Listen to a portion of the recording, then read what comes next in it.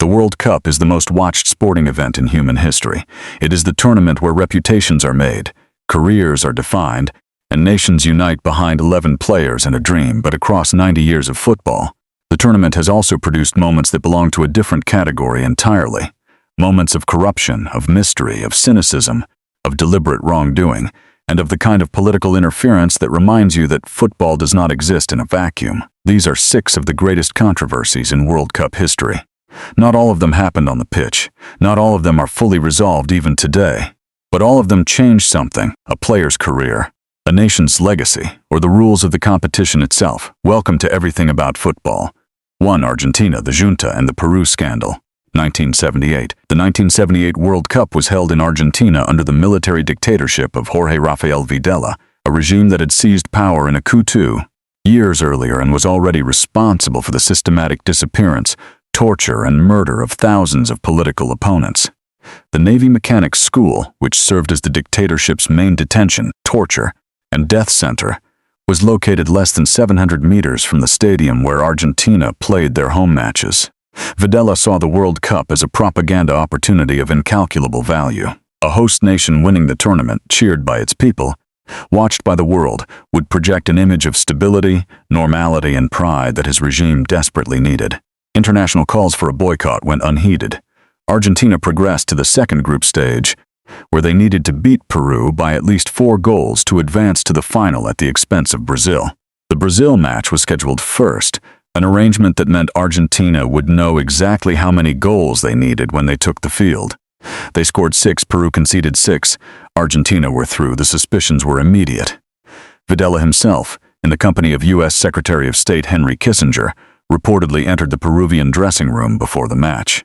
A senior Peruvian goalkeeper, Ramon Quiroga, had been born in Argentina. In the days before the match, Argentina had donated 35,000 tons of grain to Peru. Just 10 days after the World Cup final, the Argentine government granted Peru a non-refundable financial credit. In 2012, former Peruvian Senator Gennaro Ledesma stated in court that Videla had agreed to accept 13 Peruvian political prisoners in exchange for ensuring Argentina's progress. Whether the match was fixed remains officially unresolved. What is certain is that a military dictator walked into an opponent's dressing room before a critical World Cup match, that Argentina scored exactly the goals they needed, and that they went on to win the tournament. Videla died in prison in 2013, convicted of kidnapping, murder, and crimes against humanity. 2. The disgrace of Gijón, 1982. Algeria had beaten West Germany 2-1 in the group stage, one of the great upsets of the 1982 tournament. But in the final group matches, West Germany faced Austria, knowing that a West German win by 1 or 2 goals would send both teams through and eliminate Algeria. And in Gijón, West Germany scored after 11 minutes, and both sides spent the remaining 79 minutes making no attempt whatsoever to change the scoreline. The crowd in the stadium booed. Algerian fans waved banknotes in disgust. Spanish spectators chanted for Algeria. German television described the spectacle as disgraceful. The West German coach, asked about his team's performance afterwards, said simply, "We wanted to progress, not play football." Algeria were eliminated. West Germany went on to reach the final. And the incident was so damaging to the tournament's integrity that FIFA introduced a rule, in force ever since, requiring all final group matches to be played simultaneously. The 2026 World Cup will apply this rule. Every group's final day of matches will kick off at the same time. That safeguard exists because of a match played in Gijón in 1982. 3. Maradona's drug test, 1994. By 1994, Diego Maradona was 33 years old and had not played a club match for more than a year before the tournament began.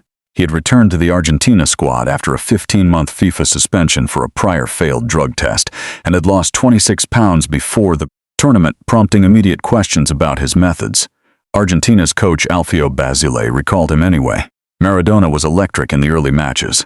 Against Greece in the group stage, he scored a stunning right-footed strike and then sprinted directly to a pitchside camera. His face pressed against the lens, eyes wild, expression ferocious. It is one of the most famous goal celebrations in football history. It is also, in retrospect, widely seen as deeply revealing. After Argentina's second group match, Maradona was selected for a random drug test. The test returned a positive result for 5 different variants of ephedrine, a stimulant banned by FIFA. As FIFA's chief medical officer Michel Hug stated, the 5 identified substances could not be found in any single medicine, raising the obvious implication about deliberate use. Maradona was expelled from the tournament. He never played for Argentina again. His career as an international footballer ended in a hotel room in the United States, 2,000 miles from Buenos Aires. With a positive doping test, he gave one final press conference in tears, saying, "They cut off my legs." 4. Ronaldo's mystery, 1998. Brazil reached the 1998 World Cup final in France as clear favorites. Their striker, Ronaldo, 21 years old, coming off a 34-goal debut season at Inter Milan, had scored 4 goals and made 3 assists during the tournament. He was considered the best player on earth. On the afternoon of July the 12th, 1998, Ronaldo suffered convulsions in his hotel room. Roberto Carlos, his roommate, witnessed the episode and called the team doctor. Ronaldo was taken to hospital. Medical staff advised Brazil's coaching staff not to risk him. When the official team sheet was submitted to FIFA hours before the final, Ronaldo's name was absent. Striker Edmundo was listed in his place. The news spread across the world like a shockwave, and then, without explanation, the team sheet was resubmitted with Ronaldo reinstated. He played. He was visibly wrong. Throughout the 90 minutes, Ronaldo moved at a fraction of his usual pace, drifted in and out of the match, and produced nothing of his normal quality. France won 3-0. Zinedine Zidane scored twice with headers. Brazil barely threatened. It later emerged, through Ronaldo's own account, that he had spent 3 hours in hospital on the day of the final and had then pleaded with coach Mario Zagallo to let him play. Ronaldo told the BBC in 2014, "It was like the convulsions never happened." To this day, no complete official explanation of events has been provided. Why was he removed from the team sheet and then reinstated? Who made the final decision? What exactly happened in that hospital and what was concluded there? The answers remain incomplete, and the mystery of Ronaldo's 1998 final is one of the most discussed and unresolved episodes in the tournament's history. 5. Zinedine Zidane's red card, 2006. The 2006 World Cup final in Berlin was supposed to be Zinedine Zidane's farewell to football.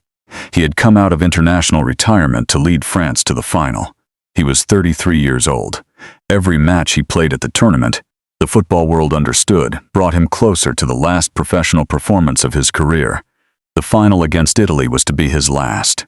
He opened the scoring with a chipped Panenka penalty. Italy equalized, the match went to extra time, and then in the 110th minute, Zidane walked towards Italian defender Marco Materazzi, who had been taunting him throughout the match, turned, and head-butted him directly in the chest. Materazzi fell. The 4th official reported the incident. The referee issued a red card. Zidane walked off the pitch past the World Cup trophy, the prize he had been playing for, without looking at it. It was later confirmed that Materazzi had made remarks about Zidane's sister. FIFA fined Materazzi and suspended him for 2 matches. The specific words Materazzi used were confirmed by lip readers and eventually acknowledged by Materazzi himself. Italy won the subsequent penalty shootout 4-2. The player who would have been France's penalty taker, arguably the most composed man in world football under pressure, was not on the pitch. Zidane was awarded the Golden Ball as the tournament's best player, voted before the final had reached its conclusion. He never played professional football again. 6. Luis Suarez in the handball, 2010. Ghana against Uruguay. The 2010 World Cup quarter-final in Johannesburg. The last African nation left in the tournament, playing in front of an entire continent. Extra time. The last minute, the score 1-1. Dominic Adeyeye headed a shot goal-bound, and Uruguay striker Luis Suarez, standing on the goal line with the goalkeeper beaten, threw out both hands and deliberately stopped the ball with his palms. He was sent off immediately. The referee pointed to the penalty spot. Ghana had a penalty to win the match and send an African team to the World Cup. Semi-final for the first time in history. Asamoah Gyan stepped up. He struck the bar. The penalty went wide. The match went to a penalty shootout. Uruguay won. Ghana were eliminated. What followed in the immediate aftermath was one of the most divisive conversations football had seen. Was Suarez's act within the rules? Technically, yes. The rules provide a penalty and a red card for deliberate handball, which were both awarded. Was it within the spirit of the game? Suarez himself said afterward that the hand of God now belonged to him. Whether that is a boast or a confession depends entirely on your point of view. Ghana missed the penalty. Uruguay reached the semi-final. Suarez served his 1-match suspension and returned for the next game. The moment remains 16 years later, one of the most argued about acts the tournament has ever produced, not because of what happened on the pitch, but because of what it says about the choices a player makes in the split second before they make them so. 6 controversies. 6 very different questions, a dictator in a dressing room, 2 nations preferring to pass the ball sideways rather than face elimination, the greatest player of his generation expelled from his last World Cup with a doping violation, a striker sent to play in a final when he should have been in a hospital bed, an all-time great ending his career with a red card rather than a trophy, and a deliberate handball that stopped an entire continent from reaching a World Cup semi-final. The World Cup has produced extraordinary moments of beauty, courage, and genius. It has also produced these.